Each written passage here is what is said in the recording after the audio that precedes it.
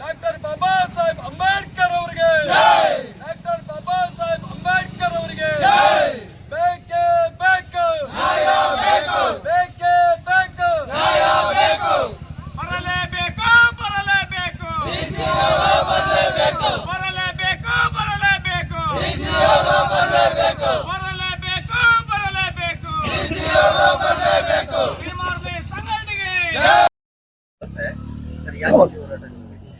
Sir ಇವತ್ತು ನಮ್ಮ ಜಾತಿ ನೀತಿ ಸಮೀಕ್ಷೆ ನಡೆಸಿಲ್ಲ ಅಂತ ಹೇಳ್ತಾರೆ, ಇನ್ನು ನಡೆಸಿಲ್ಲ.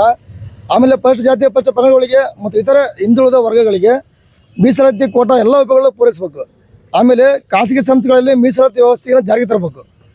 ಹಾಗಾಗಿ ಇವತ್ತು ನಾವು ದಾವಣಗೆರೆ ಜಿಲ್ಲಾಧಿಕಾರಿ ಮುಖಾಂತರನೇ ಘನವೆತ್ತ ರಾಷ್ಟ್ರಪತಿ ಅವರಿಗೆ ಮನವಿಯನ್ನು ಇವ್ರ ಮುಖಾಂತರ ಸಲ್ಲಿಸಬೇಕಂತ ಬಂದಿದೆ ಸರ್ ಇವತ್ತು.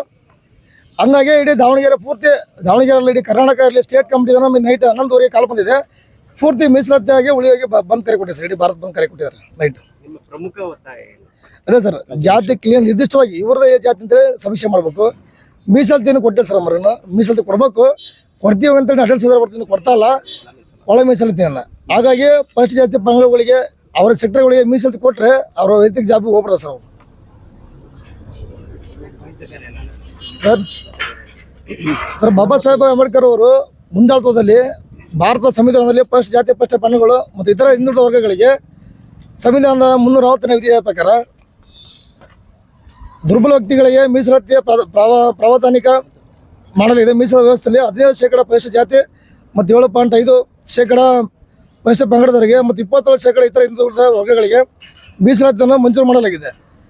ಆದರೆ ಈ ವರ್ಗಗಳ ಶಿಕ್ಷಣ ಮತ್ತು ಸರ್ಕಾರಿ ಉದ್ಯೋಗಗಳಲ್ಲಿ ಮೀಸಲಾತಿಯ ಸಮಗ್ರ ಅಂಶವನ್ನು ಇವತ್ತಿನವರೆಗೂ ಕೈಗೊಳ್ಳಲಾಗಿಲ್ಲ. ಹಂಗಾಗಿ ಇವತ್ತು ನಮ್ಮ ಪ್ರದರ್ಶನ ಹಾಕಿ ಸರ್ ಇಡೀ ಭಾರತ ಪೂರ್ತಿ ಬಂಧನ ಕರೆ ಕೊಟ್ಟಿದ್ದೇವೆ. ನಮ್ಮೆಲ್ಲ ಡಿಸ್ಟ್ರಿಕ್ಟ್ಗಳಲ್ಲೂ ಮಾಡ್ತೇವೆ ಸರ್.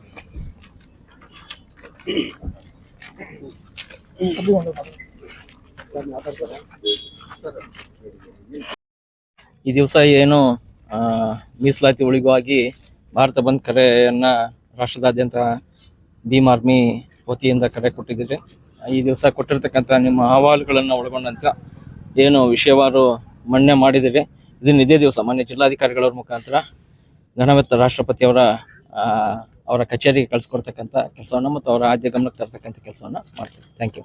ಜೈ ಜೈ ಜೈ ಜೈ ಜೈ ಅವರಿಗೆ ಒಂದೇ ಒಂದೇ ಶಿಸ್ತು.